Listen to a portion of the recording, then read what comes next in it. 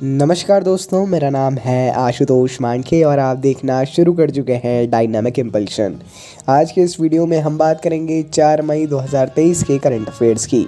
और अब जब आपने वीडियो देखने की शुरुआत कर ही दी है और थंबनेल पे क्लिक करके आप वीडियो देखना शुरू कर चुके हैं, तो अंत तक ही जुड़े रहिए, क्योंकि ज्ञान को कभी भी अधूरा नहीं छोड़ना चाहिए और जानकारियाँ तो इम्पॉर्टेंट हैं ही किसी भी कॉम्पिटिटिव एग्ज़ाम के लिए। तो चलिए शुरू करते हैं आज के इस वीडियो को सबसे पहली जानकारी के साथ। सबसे पहली जानकारी, सरकार सैन्य स्टेशनों और नागरिक क्षेत्रों को अलग करके और अपने संबंधित राज्यों में नगर पालिकाओं के साथ बाद में विलय करके छावनी शहरों की ब्रिटिश युग की अवधारणा से हटना चाह रही है। देखिए, इसके बारे में समझिए। हाल ही में हिमाचल प्रदेश से जो छावनी का टैग है उसको रक्षा मंत्रालय ने हटाया है और यह कई छावनी शहरों में प्रशासन में बदलाव भी होगा इससे, है ना। तो देखिए, एक आपने भी सुना होगा, अलग अलग जगहों पे आप जाते होंगे, छावनी छावनी छावनी। इससे क्या होता है, सरकार सैन्य स्टेशन है और नागरिक क्षेत्र है वो अलग अलग नज़र आते हैं। लेकिन अब ऐसे जो टैग हैं अलग से छावनी, है ना, इनको हटाने वाली है। अब जो रक्षा मंत्रालय है इसको शुरू कर दिया है। हिमाचल में इसको किया भी गया है, इस टैग को हटा भी दिया गया है। इसी प्रकार अब ऐसी घोषणा भी, अधिसूचना जारी हुई है केवल हिमाचल के लिए। लेकिन अब देखते आगे कैसा क्या होता है। जितनी जानकारी है उतना तो यही है कि ऐसा और भी जगहों पर होने वाला है। आगे बढ़ते हैं। महाराष्ट्र सरकार ने महाराष्ट्र राज्य अवसंरचना विकास निगम स्थापित करने की मंजूरी दी है। देखिए, अभी तक महाराष्ट्र में अवसंरचना विकास निगम नहीं था, लेकिन हाल ही में इन्होंने मंजूरी दे दी है।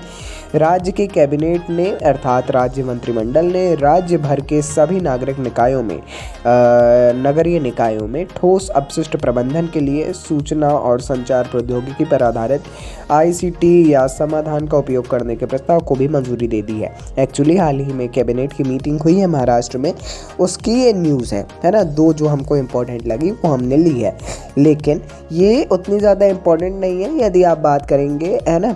लेकिन हाँ, थोड़ा सा ये अवसंरचना विकास निगम के बारे में पढ़िएगा, सिर्फ महाराष्ट्र के लिए नहीं, हर राज्य के लिए। आगे बढ़ते हैं। भारतीय विदेश व्यापार संस्थान नई दिल्ली ने अपने 60वें स्थापना दिवस पर हीरक जयंती मनाई। देखिए, जो हमारा भारतीय विदेश व्यापार संस्थान है, एक होमवर्क आप लोगों के लिए जो कि हम रोज़ देते हैं, ये है कि आपको इसका इंग्लिश बताना है। जो इसको इंग्लिश में कहते हैं उसका शॉर्ट फॉर्म भी और उसका फुल फॉर्म भी, है ना। और इसके बारे में थोड़ा सा आप यदि अपने विचार लिखना चाहें क्या है तो वो भी लिख सकते हैं। भारतीय विदेश व्यापार संस्थान भारत का एक प्रमुख बिजनेस स्कूल है। आप सभी लोग अगर इसका इंग्लिश नाम जानते होंगे तो इंग्लिश में आप बता सकते हैं, नहीं जानते होंगे तो जो भी लोग जानते हैं, दूसरे व्यूअर्स के लिए जो नहीं जानते हैं उनके लिए तो अवश्य ही लिखिएगा, है ना। बाकी हम भी कोशिश करेंगे कि हम भी लिखें फिर अंत में। आइए आगे बढ़ते हैं। अगली जानकारी, शंघाई सहयोग संगठन एससीओ के विदेश मंत्रियों की 2 दिवसीय बैठक गोवा में शुरू होगी। देखिए, हाल ही में एससीओ की अध्यक्षता भारत कर रहा है। आपको पता होगा, अब नहीं, काफ़ी समय से भारत अध्यक्षता कर रहा है। एससीओ और G20 में लोग कंफ्यूज होते हुए दिखाई दे रहे हैं। आपको बिल्कुल भी कंफ्यूज नहीं होना है ना। तो एससीओ अलग है और G20 अलग है। तो इन विदेश मंत्रियों की 2 दिवसीय बैठक गोवा में शुरू होगी और भारत जिसने सितंबर 2022 में एससीओ समूह की अध्यक्षता संभाली थी, जैसा हमने बताया, वो 2023 में मेज़बान है, जो कि अभी भी चल रही है। अभी एक बड़ी बैठक होने वाली है जिसमें व्लादिमीर पुतिन भी भारत आएंगे, है ना। अलग अलग लीडर्स भारत आएंगे, इससे संबंधों में भी सुधार होगा। आइए आगे बढ़ते हैं। Global media watchdog reports without borders RSF द्वारा जारी हाल ही की नवीनतम रिपोर्ट के अनुसार 2023 वर्ल्ड प्रेस फ्रीडम इंडेक्स में भारत की रैंकिंग 180 देशों में से 161वीं रही है। इसके लिए एक शॉर्ट वीडियो हमने अपलोड किया है, उसमें आपको और भी ज़्यादा जानकारी देखने को मिलेगी, इसीलिए उसको अवश्य सुनिएगा, है ना। 2022 अर्थात पिछली बार, ये एक वार्षिक रिपोर्ट है। पिछली बार हमने इसमें 150वां स्थान प्राप्त किया था, जबकि इस बार हमने इसमें 161वां स्थान प्राप्त किया है, जो कि बिल्कुल भी सही बात नहीं है। इसमें हम और ज़्यादा पीछे आए हैं, है ना। कौन सा देश आगे आया है और कौन शीर्ष स्थान पर है, इसको देखने के लिए वीडियो समाप्त होने के बाद एक शॉर्ट वीडियो अवश्य देखिएगा। हमारा अभी का शॉर्ट आपको दिखाई देगा। आइए आगे बढ़ते हैं।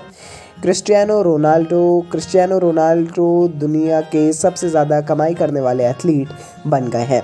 रोनाल्डो का वार्षिक खेल वेतन अनुमानित $75 मिलियन तक बढ़ गया है, ऐसा बताया जा रहा है ना।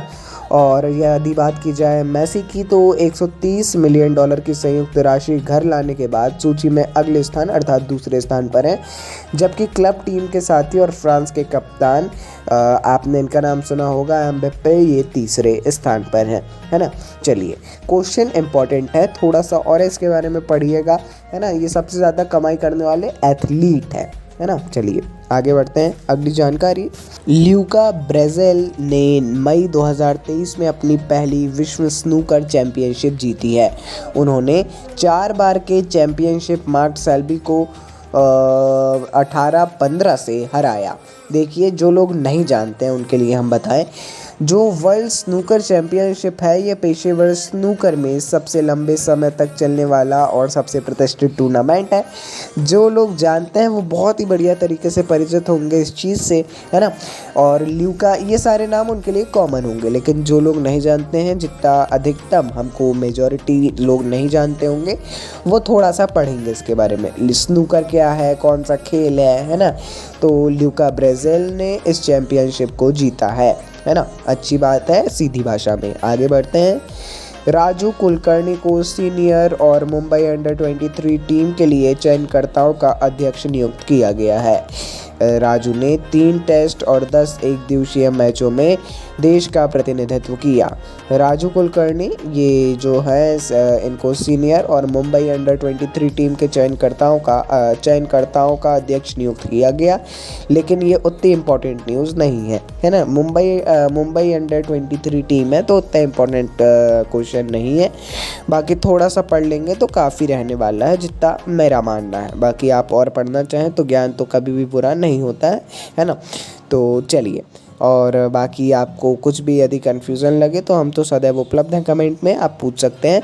बाकी आज के क्वेश्चन इंपॉर्टेंट थे। कोई भी सजेशन लगे आपको, वीडियोस में कुछ कंप्लेन हो, कुछ सजेशन हो, है ना, बिल्कुल आप कमेंट सेक्शन में दे सकते हैं। हमारी टीम हमेशा आपके कमेंट्स पढ़ने में और उनको मुझ तक पहुँचाने और उसको वाकई में करने में सदैव तत्पर है, इसीलिए कमेंट अवश्य करें। तो चलिए अपन मिलते हैं अगले वीडियो में। नमस्कार। Dynamic impulsion.